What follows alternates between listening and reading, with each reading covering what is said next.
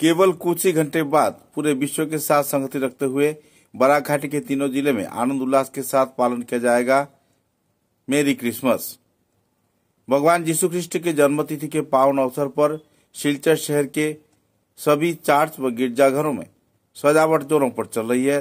धार्मिक कार्यक्रम भी आयोजित किए जा रहे हैं।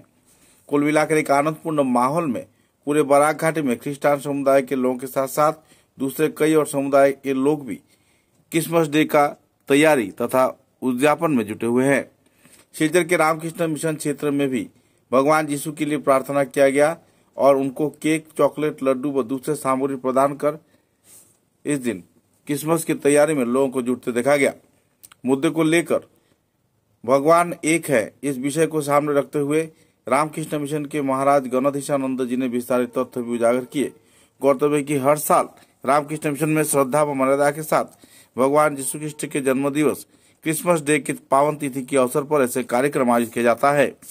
पत्रकारों के साथ बातचीत के दौरान उन्होंने धर्म के आधार तथा भगवान सभी क्षेत्र में सभी जनजाति व भाषा गोष्ठी के बीच केवल एक है, इस बात का उन्होंने उजागर किया।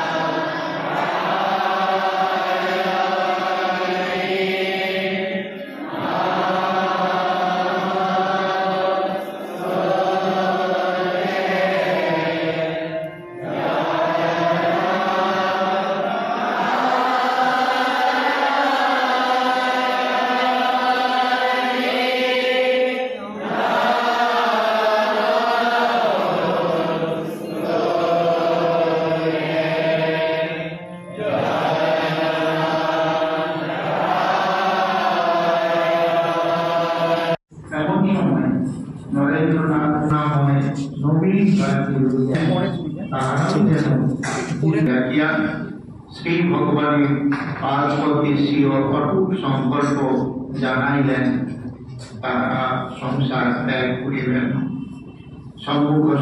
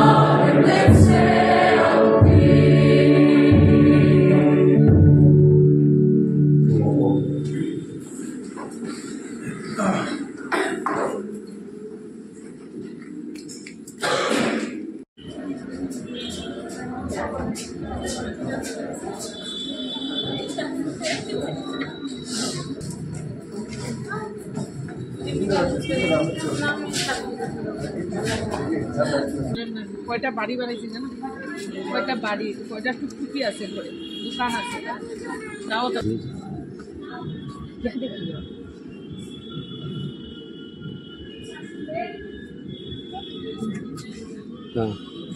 तो दीदी कहाँ का सिलचर का ही तो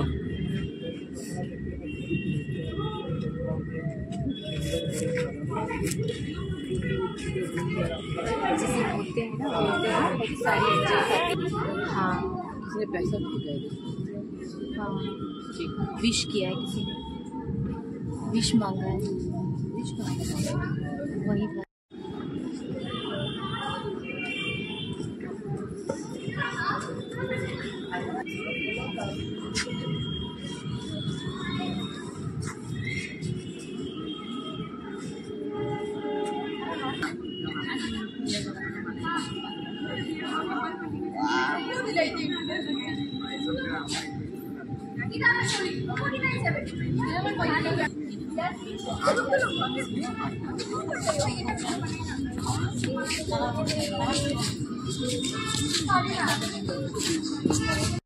নমস্কার, শিলচর রামকৃষ্ণ মিশন থেকে স্বামী গণধীশানন্দ। আজকে একটি বিশেষ দিন, 24 ডিসেম্বর 2024। অ্যাকচুয়ালি এই 24 ডিসেম্বরকে বলা হয় খ্রিস্টমাস ইভ, মানে খ্রিস্টের জন্মের আগের সময়টা 24শে ডিসেম্বর। 24শে ডিসেম্বরের রাত্রি 12টার পরে যীশু খ্রিস্টের জন্ম হয়েছিল। ভগবান যীশু খ্রিস্ট নেমে এসেছিলেন এই পৃথিবীতে। এই জন্যে এই দিনটি সারা পৃথিবীতে পালিত হয়। আর রামকৃষ্ণ সংঘেও এটা পালিত হয়, তার কারণ ঠাকুর রামকৃষ্ণদেব বিভিন্ন ধর্মের সাধনা করেছিলেন, তার মধ্যে খ্রিস্ট ধর্মের সাধনাও ছিল।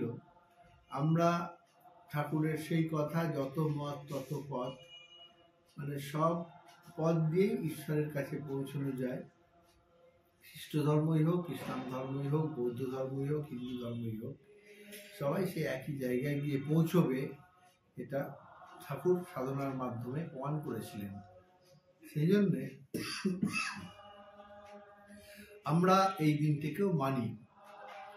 আর এই রামকৃষ্ণ সংঘের ইতিহাসে এই দিনটির একটি বিশেষ ঘটনা জড়িত আছে। স্বামী বিবেকানন্দ তখনও তারা সন্ন্যাস গ্রহণ করেননি। ঠাকুরের রামকৃষ্ণদেবের শরীর গেছে, তারপর তারা তাদের একজন গুরু ভাই বাবুরাম ঘোষ, ওরা ছিল আটপুরের জমিদার, সেই জমিদার বাড়িতে ওরা বেড়াতে গিয়েছিলেন সব গুরু ভাই মিলে কয়েকজন। সেখানে বেশ আনন্দে কাটছে সাধন ভজনের মাধ্যমে। তারপরে একদিন ওরা ঠিক করলো যে ধুনি জ্বালাবে, ধুনি জ্বালিয়ে সারা রাত জপ ধ্যান করবে। একটা গাছের নিচে ধুনি জ্বালিয়ে ওরা জপ ধ্যান করলো। জপ ধ্যানের পরে এখন স্বামী বিবেকানন্দ যীশু খ্রিস্টের ত্যাগ তপস্যা সম্বন্ধে খুব বক্তৃতা করলেন। বক্তৃতা করার পরে বললেন যে যীশু খ্রিস্টের ত্যাগে সে তার সমস্ত কিছু ত্যাগ করেছিলেন, নিজের জন্য একটা আঙ্গুলও কখনো বাঁকাননি। আমরাও আমাদের এই সমস্ত কিছু ত্যাগ করে সমাজের সেবায় নিজেদেরকে নিয়োজিত করব, এইরকম ভেবে বলল যে আজকে আমরা এই ধুনিতে আমাদের কামনা বাসনা সব বিসর্জন দেব। তারপরে তারা ধুনিতে অর্ঘ্য দিলেন, নিজেদের কামনা বাসনা বিসর্জন দিলেন। নিজেরা ঠিক করলেন যে বাকি জীবন তারা এই সমাজে সেবা করেই কাটাবেন। তারপরে ওরা নিজেরা বসে ভাবলেন যে আজকে কি দিন, বিশেষ দিন, তো এই দিনে আমরা এই সন্ন্যাস নেওয়ার সংকল্প করলাম। তারপর দেখবেন যে সেটা 24শে ডিসেম্বর খ্রিস্টমাসে। এই দিনটিতে আমাদের রামকৃষ্ণ সংঘের বীজ বপন করা হয়েছিল বলে আমরা মনে করি। আর ওয়েস্ট বেঙ্গলের হুগলি জেলার আটপুর গ্রামে এই ধুনি উৎসব এখনো প্রচলিত আছে। প্রত্যেক বছর এই সময় ধুনি উৎসব হয়, দেশ বিদেশ থেকে সব সাধুরা ভক্তরা সব যান। এই দিনটার তাৎপর্য রামকৃষ্ণ মিশনের একটা বিশেষ। আমাদের এই যে বিশাল রামকৃষ্ণ মিশন গড়ে উঠেছে তার বীজ বপন হয়েছিল ওই দিনে। সেই জন্য এই দিনটির বিশেষ গুরুত্ব আমাদের কাছে আছে। ঠাকুরমা স্বামীজি যীশু খ্রিস্ট কাছে প্রার্থনা করি সব ভক্তদের মঙ্গল হোক, আপনারা সবাই সুখে শান্তিতে থাকুন। নমস্কার। গুরু ভ্রাতারা উঠিয়া দাঁড়াইলেন এবং পরস্পরের সম্মুখে ধুনির বেবিহান অগ্নিশিখাকে সাক্ষী রাখিয়া শ্রী ভগবানের আজপদেশীয় অটুট সংকল্প জানাইলেন, তাহারা সংসার ত্যাগ করিবেন। প্রতিজ্ঞাকে ভাস্বর করিল। সমস্ত বায়ুমণ্ডল যেন অপূর্ব ভগবত প্রেরণায় শিহরিয়া উঠিল, আর স্তব্ধ নয়ন নিষ্পাদিত করিয়া সে অনুপম দৃশ্য প্রাণ করিয়া দেখিয়া রইল।